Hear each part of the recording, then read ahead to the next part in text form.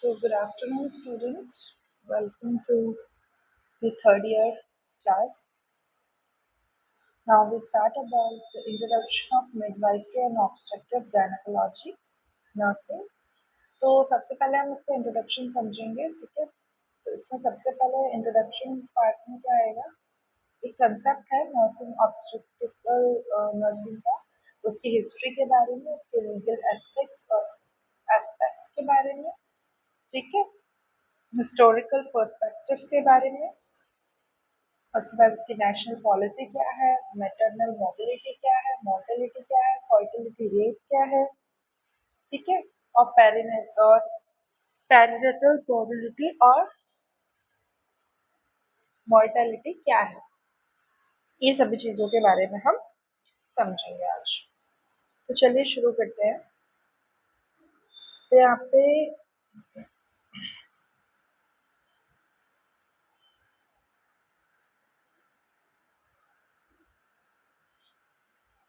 सबसे पहले आता है हमारा की टर्म्स। सबसे पहले मैं आपको बताती हूँ, देखो पहले मैं आपको इसमें मैं इसका सबसे पहले सिलेबस बताती हूँ कि इसमें हम क्या क्या पढ़ेंगे, ठीक है। सबसे पहले इसका सिलेबस देख लीजिए, थर्ड ईयर का मिडवाइफरी है।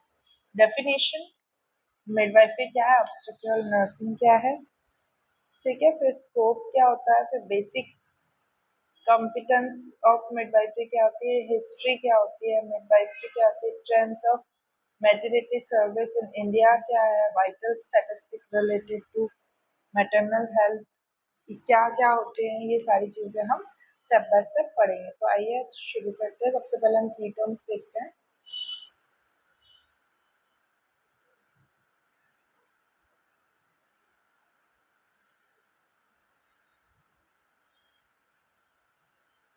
सबसे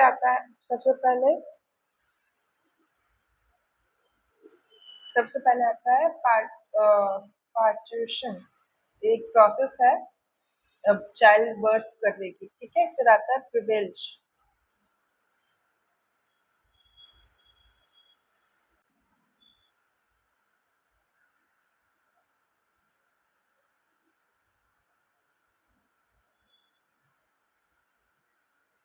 प्रिविलेज क्या है, एक स्पेशल बेनिफिट है। बेनिफिट एक इसका particular person of group which is not enjoy by all. देखो स्पेशल बेनिफिट होता है एक पर्टिकुलर पर्सन के, जो कि ये प्रिविलेज हर चीज को एंजॉय करना, ठीक है। जैसे प्रिविलेज मिलना, प्रिविलेज मतलब हमको मौका मिलना है ना, तो एक उसको कहते हैं प्रिविलेज। फिर रूमिंग इन एक बॉन्ड होता है, बॉन्डिंग जिसे हम कंगारू मदर केयर भी कहते हैं, न्यू बॉर्न और मदर के बीच में।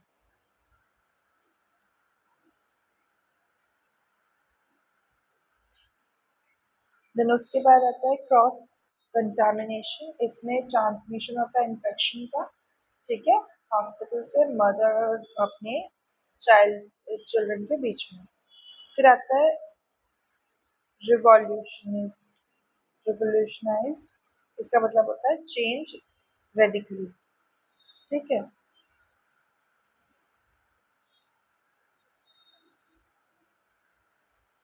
फिर आता है प्रीनेटल, प्रीनेटल मतलब होता है बच्चा पहले ही जेस्टेशनल एज से पहले ही पैदा हो जाए, जैसे 20 या 28 वीक में ही बच्चा पैदा हो जाता है।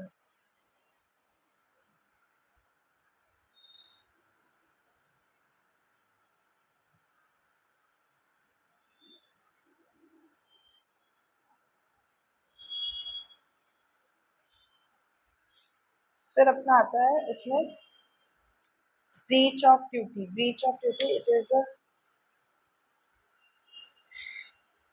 Is a failure of satisfied ethical and moral obligation, ये एक फेलियर मोरल ऑब्लिगेशन है, ठीक है। इसका फिर आता है डिलेमास, डिलेमास मतलब एम्बैरेसिंग सिचुएशन, ठीक है। एम्बैरेसिंग सिचुएशन जिसे हम एम्बैरेस होता है, डिफिकल्ट सिचुएशन आ जाना, ठीक है। देखो, मॉर्बिडिटी होता है डिजीज कंडीशन, मोर्टेलिटी होता है डेथ, फर्टिलिटी होता है कैपेबिलिटी टू प्रोड्यूसिंग ऑफस्प्रिंग।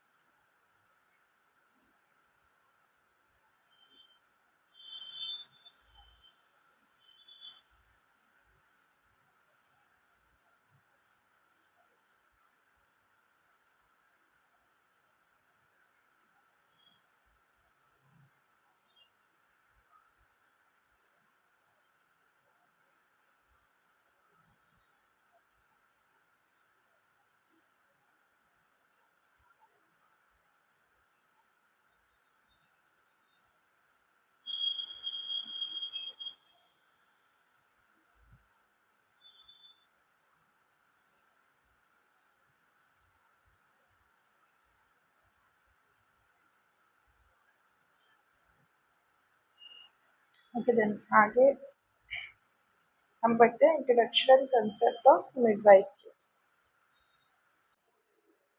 सो यहाँ पे इंट्रोडक्शन क्या है the international Confederation of Midwives developed definition of the term midwife is 1972. The International Federation Gynecological and Obstetrician is IFGO World Health Organization adopted 1973 में इसको adopt किया था। जो इंटरनेशनल मिडवाइफ की डेफिनेशन आई थी वो 1972 में आई थी। उसके बाद इसको रेक्टिफाई किया, मतलब उसको सुधार कर 1992 में इसको बनाया गया। तो 1992 के अकॉर्डिंग मिडवाइफ की डेफिनेशन क्या है? वर्ल्ड हेल्थ ऑर्गेनाइजेशन के अकॉर्डिंग मिडवाइफ एक ऐसी पर्सन है जो कि रेगुलरली एडमिट करती है मिडवाइफ के एजुकेशनल प्रोग्राम्स को। ठीक है, यहाँ पे जो रिकॉग्नाइज्ड कंट्री जो रिकॉग्नाइज कंट्री मतलब जैसे इंडिया, मतलब जहाँ पे ये मिडवाइफ स्टार्ट हुई थी। मिडवाइफ्स का मतलब जैसे पहले के ज़माने में होता था दाई वगैरह, ठीक है, तो वो दाई अब नहीं चलती, उनका नाम चेंज करके हमने मिडवाइफ्स रख लिया। ठीक है, ये लोकेटेड है कम्प्लीटली प्रिस्क्राइब्ड स्टडी के लिए।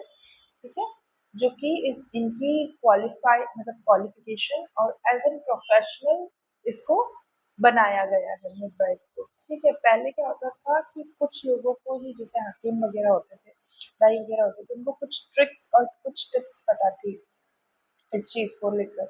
लेकिन अभी क्या हो रहा है, इन लोगों के लिए प्रोफेशनली ये चीज़ लॉन्च की गई है, प्रोफेशनली एजुकेटेड करने के लिए ये चीज़ें लॉन्च की गई है। ठीक है, ओके, देन यहाँ पे उसके बाद यहाँ पे क्या बताया गया है?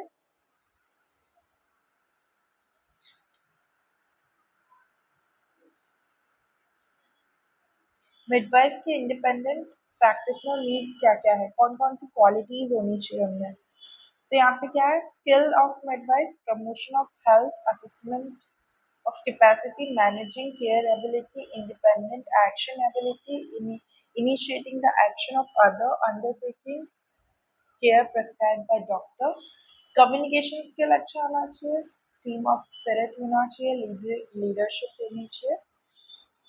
Okay, then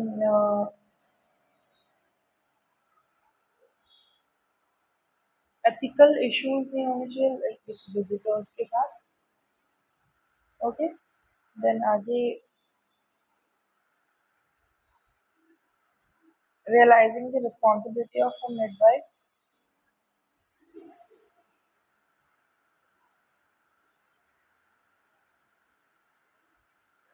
and then complete responsibility, keep records and society में।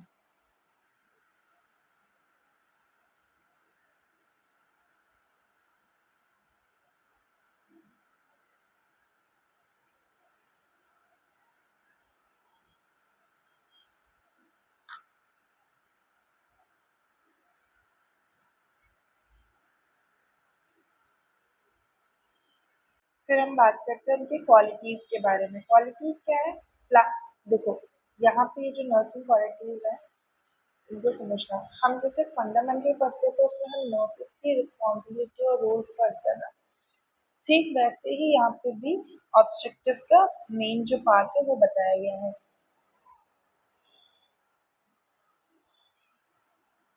ओके, यहाँ पे क्या है?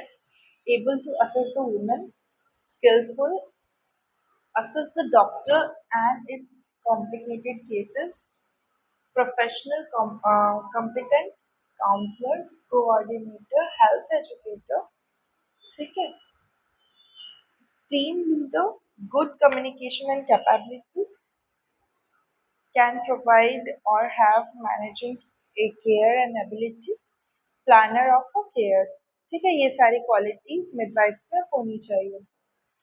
क्या कैसे मिडवाइफ जो है एजुकेट और प्रैक्टिस में वो बन सकती है? देखो, midwife as an educate practitioner should have privilege to attending statutory periodic refresher course, जैसे कि in service education within widen and update the professional knowledge। कैसे आप अपना प्रोफेशनल और नॉलेज अपडेट कर सकती है ना, इस तरीके से। तो यहाँ पे मिडवाइफ्स को इस तरीके से बताया गया है, ये सर्विस एजुकेशन देती है, ठीक है, उनको बुक्स, जनरल और डिस्कशन, जब ड्यूरिंग दी उनकी ट्रेनिंग, जब हम लोग उनको पढ़ा, जब भी मिडवाइफ्स को पढ़ाए तो as an professional outstanding portion में उनको पढ़ाना है, ठीक है, तो वो इससे क्या होगा, वो प्रैक्टिस में जो भी हमने थ्योरी दी है कुछ सही तरीके से पढ़ पाएंगे और समझ पाएंगे, ठीक है, ये बताया गया है। रिवॉर्ड्स क्या क्या है मिडवाइफ के होने की? किसी भी इंडिविजुअल की एक यूनिकनेस होती है। मिडवाइफ क्या करती है, नॉर्मली एक उनका ये प्रिविलेज है, उनको ये अपॉर्चुनिटी मिली है, तो वो क्या करती हैं, चाइल्ड को डिलीवर कराने का उनको प्रैक्टिस होती है और हर चीज उनके पास ये टेक्निक होती है, प्रॉपर तरीके से वो ये सारी चीजों को करवा सकती है, ठीक है। तो नेक्स्ट हम बात करते हैं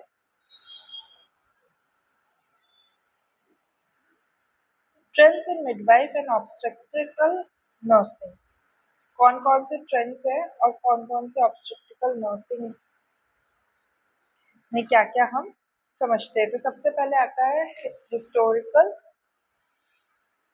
पर्सपेक्टिव, हिस्टोरिकल फॉर्म में, जैसे कि अब इसमें मैं बताती हूँ आपको, during the time of genesis, old testament में, ये बाइबल का कोटेशन है ना, यहाँ पे क्या होता था, इट केम्स,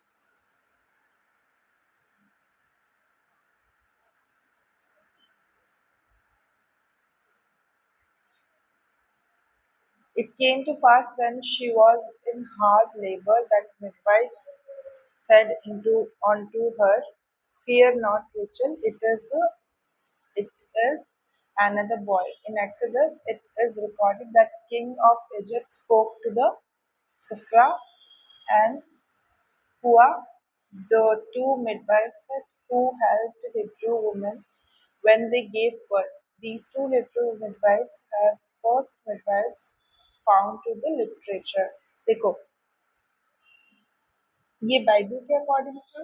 मिडवाइफ्स क्या होती है, ह्यूमन स्पीशीज होती है, आर्कियोलॉजिकल एविडेंस के अकॉर्डिंग वो वुमेन जो है स्क्वाटिंग पोजीशन परफॉर्म करती है, स्क्वाट लगाते हैं ना जिम में, जैसे वैसे स्क्वाट से हम जिसको ऐसे पैर नीज को फोल्ड करके बैठते हैं, उस पोजीशन में बैठ के चाइल्ड को बर्थ करती थी, ठीक है। तो अब क्या, फिर बाइबल के अकॉर्डिंग मिडवाइफ्स आने लगी। इसके बाद हिपोक्रेट्स क्या कहते हैं, एक साइंटिफिक मेडिसिन जो है, मिडवाइफ्स को बिलीव करते हैं कि उनको फिटर्स का और वूम का चीजें पता होती है ना। एरिस्टोटल के अकॉर्डिंग एम्ब्रायनोलॉजी के बारे में पढ़ना चाहिए, पढ़ाया है ना। तो ऐसे अलग अलग लोगों ने अलग अलग अपने बारे में बताया है कि किस तरीके से मिडवाइफ्स को कैसे कैसे हमको ये बताना है, ठीक है, किस तरीके से मिडवाइफ, मतलब मिडवाइफ का रोल क्या है, वही पहले जो दाइयाँ चलती थी, अब उनको एजुकेशनल और प्रोफेशनलिज्म करा के उनको क्या बना दिया गया है, मिडवाइफ्स बना दिया गया है, राइट।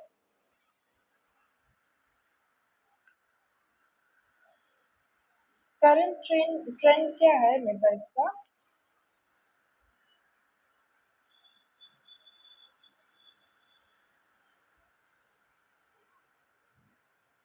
यहाँ पे in our mother and grandmother days an untrained woman, neighbors, relative or friend deliver most babies at home. पहले घर में ही चलता था. Okay.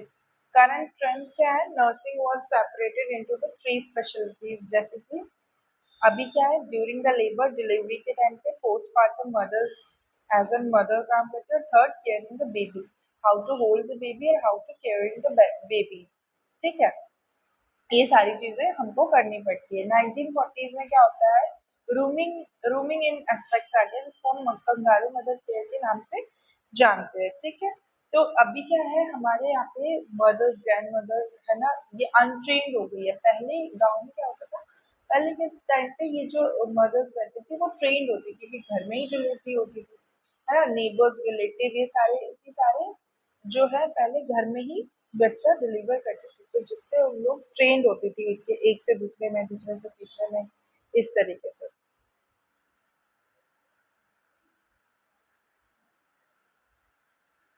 सो यहाँ पे उसी तरीके से ये बताया गया है. उसके बाद आता है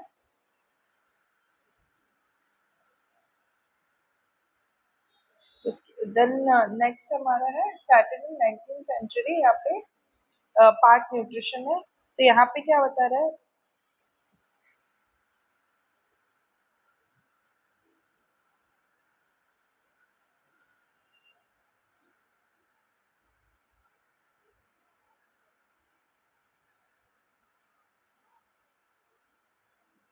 नेक्स्ट हमारा यहाँ पे आता है,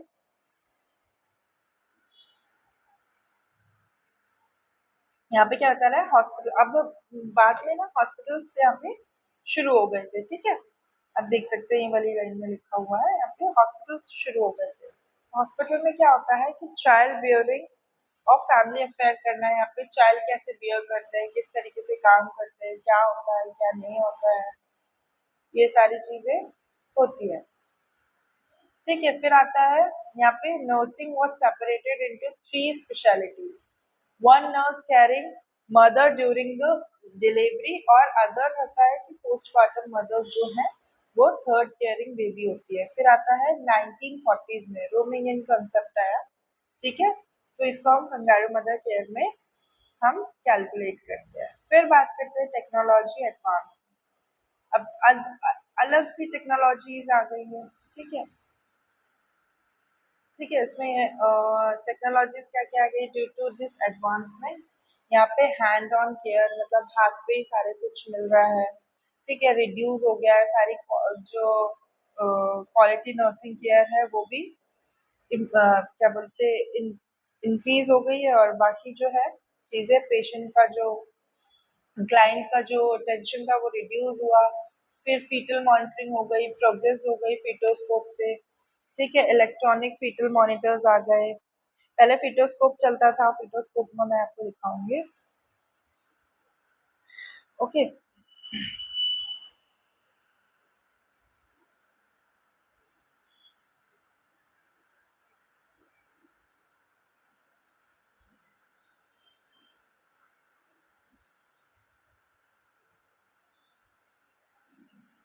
ओके, फिर यहाँ पे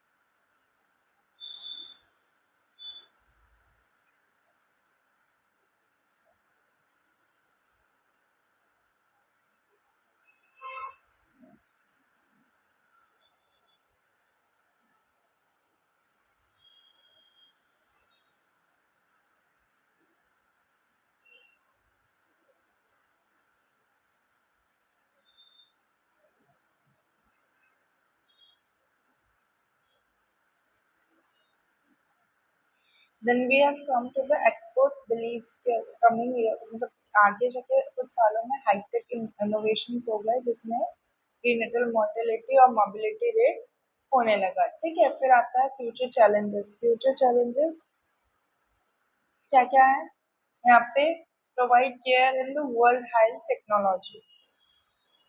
ठीक है।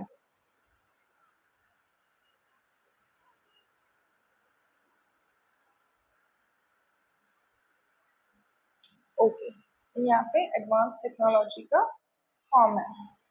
Then next we have come to the increased cost of high tech care. High tech care की cost भी बढ़ गई आगे जाके, है ना, as a high sophisticated technology, sophisticated technology being introduced today's world, cost increase। यहाँ पे cost भी increase हुई, लोग अब सरकारी, पहले गवर्नमेंट में जाते थे, अब प्राइवेट में, वहाँ पे उनको बहुत ज़्यादा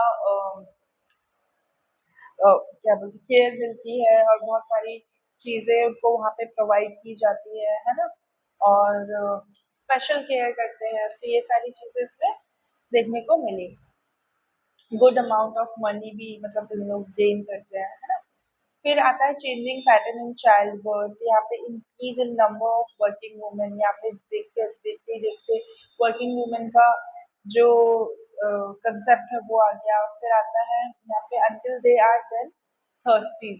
यहाँ पे क्या आता है, फिर जब तक वो मतलब रेडी ना हो बच्चे पैदा करने के लिए, तब तक वो काम पे, आजकल सभी लोग अवॉइड ही करते हैं कुछ ज्यादा, मतलब कोई ऐसा चाहता नहीं है कि वर्क में आए, करियर में आए, तो बहुत डिले होता गया, है ना। फिर इसके कारण से मैरिज प्रैक्टिस भी अ, कम हुए। अर्ली मैरिज प्रैक्टिस जो पहले के ज़माने में जल्दी शादी करा देते थे, वो भी हट गया, है ना। ओल्डर यंग यंग मदर्स होने लगी, जो कि रिस्क करती थी low birth weight baby baby का, जो पहले अर्ली प्रेगनेंसीज के कारण होता था, लेकिन अब वो भी बदल गया है। जो प्रीनेटल रिस्क फैक्टर है वो क्या हो रहा है, the problem of society are reflected in risk among these aids in the mother and newborn, जिसमें आता है low birth weight account for about 30 to 40% of the live birth in developing countries। यहाँ पे क्या आता है, maternal age, risk factors, LBW, है ना, medicinal history, past pregnancy, socio economic status और prenatal केयर हमको देखने को मिलता है। ठीक है। फिर सिमिलरली फैमिली सेंटर्ड केयर आता है। फैमिली सेंटर्ड केयर में हम मैटरनिटी को कैसे इन्हांस करते हैं, फैमिली कैसे, जो डेफिनेशन ऑफ हेल्थ है जिसमें जो इंडिविजुअल है वो कंप्लीट फिजिकल, सोशल, साइकोलॉजिकल और इकोनॉमिक डायमेंशंस को फुलफिल करता, मतलब उसकी जो हेल्थ है ये सारी चीज़ों को फुलफिल करे, फैमिली कंसर्न हो, अप्रोच हो, उसकी बेसिक यूनिट्स, मतलब जो सोसाइटी की बेसिक यूनिट्स है वो भी उसको मिले, एम्फेसिस मिले उसको, जो भी प्यार और फैमिली की यूनिटी मिलती है, ठीक है, फॉस्टर्स वो सब मिले। ठीक है, तो इसमें क्या होता है, ये हाई प्रायोरिटी में आता है और जिसमें एंटिसिपेट होता है, काउंसलिंग होती है कि कैसे संभालना है बच्चों की। न्यूली मदर को नहीं पता ये सब, उसको ये सारी चीज़ें अफेक्शन वगैरह वो भी चाहिए था और वो बच्चे के लिए भी कंसर्न रहती है। So these are come under the family centred care. इससे क्या होता है कि चीज़ें अफेक्ट नहीं हो पाती है, राइट। फिर आता है रोल ऑफ फादर्स, सॉरी,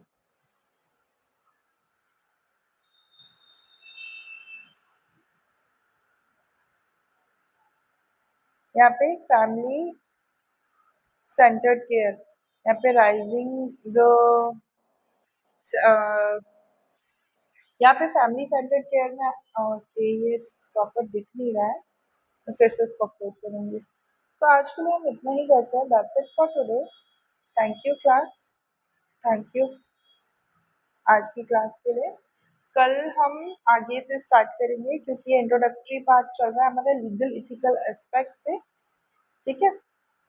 और मैं इसमें और ऐड कर दूंगी कि ये वाला जो पेज है ये प्रॉपर दिख नहीं रहा है, तो आप लोगों को ईजी होगा। Okay, that's it for today, thank you.